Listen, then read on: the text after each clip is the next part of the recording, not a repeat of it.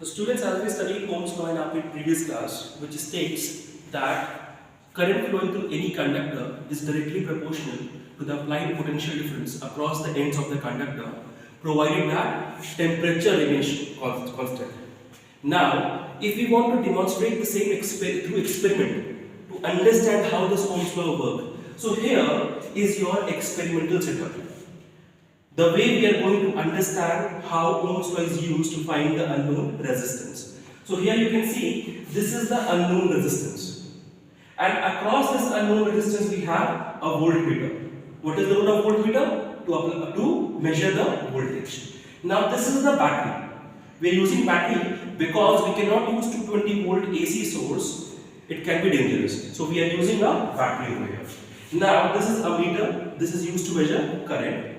And this is your rheostat. What is rheostat? This is basically a variable resistance. So when we will be changing this variable resistance, basically what we are doing is we are increasing or decreasing the resistance.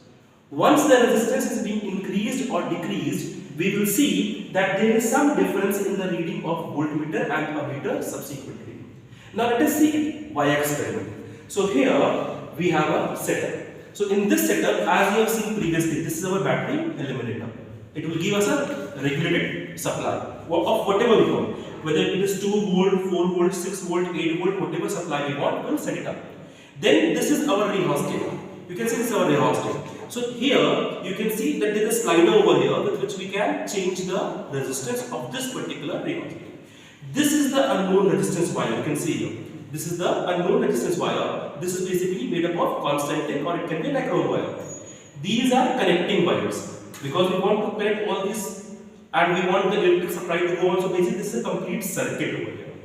This is our voltmeter. This is measuring the voltage across this particular resistance wire. So you can see this is a parallel combination.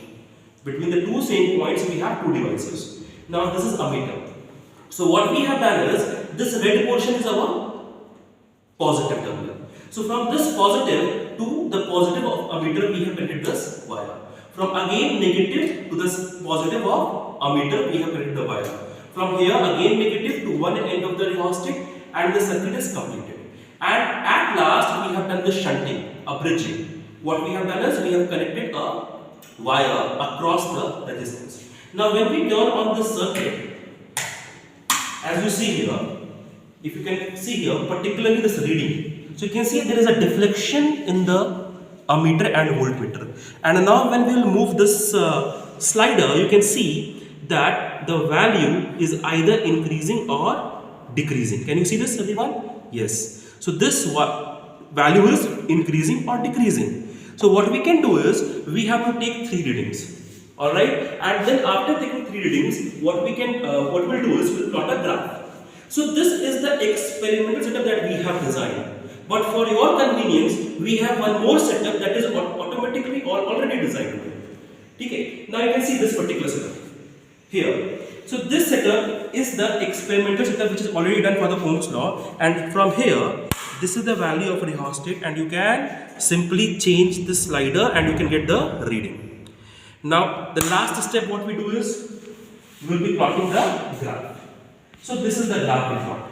And by the change in voltage and resistance, current, we are going to calculate the resistance. And very important point, when we talked yesterday about all those things. So V is equal to IR, everything. So here with this experiment, we are going to verify this. This is straight line tells that V and I are directly related. And why it is passing through origin? Because if you compare with straight line equation, y is equal to mx plus c, here c is equal to 0, which means that it is passing through origin.